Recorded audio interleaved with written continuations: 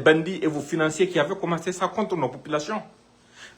Après, vous avez utilisé d'autres dérives comme étant l'explication à votre violence, à votre bêtise. Mais écoutez, mais ça a commencé par qui? Ça a commencé par vous.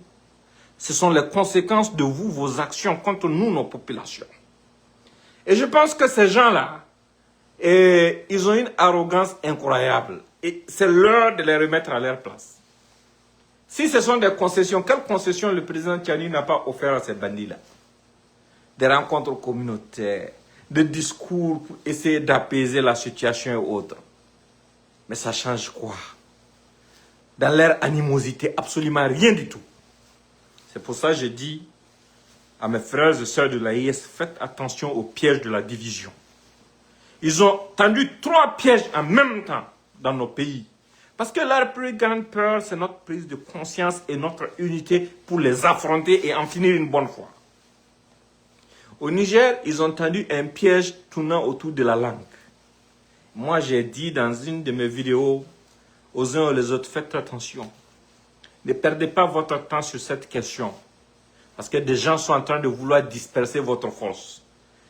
Et puis après, ils vont venir s'en prendre à vos communautés pour dire que c'est pour vous venger. Alors que c'est de la perfidie. Alors que ce sont eux qui ont fait souffrir vos communautés depuis toujours. Au Mali, ils ont tendu le piège en complicité avec des soi-disant politiciens. Pour soi-disant qu'ils veulent des élections. Mais c'était sous un régime démocratique que tout cela a commencé au Mali. Bon, démocratique entre griffes. Au Burkina Faso, le piège de la division au sein de l'armée. En essayant de démoraliser les uns et les autres.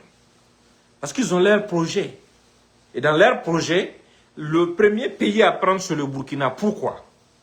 Parce que pour eux, vu que le Bénin et le Nigeria sont favorables à leur projet, et l'Algérie est le premier responsable de tout ce terrorisme, la Côte d'Ivoire soutient ce terrorisme ouvertement, de même que la Mauritanie. Si aujourd'hui, ils arrivent à prendre le contrôle du Burkina Faso par un quelconque moyen, le Niger et le Mali seront entourés de pays hostiles. Et ça va leur simplifier leur mission. Et ils gardent le Niger pour le dessert. C'est le Burkina qu'ils veulent en entrer. Et puis le Mali en plat de résistance et le Mali et le Niger en dessert. C'est leur objectif. Mais nous sommes là, nous sommes des êtres humains, nous voyons ce qui se planifie. Nous voyons toute la perfidie, toute la propagande de la presse française autour de ces questions. Mais ça doit faire appel à notre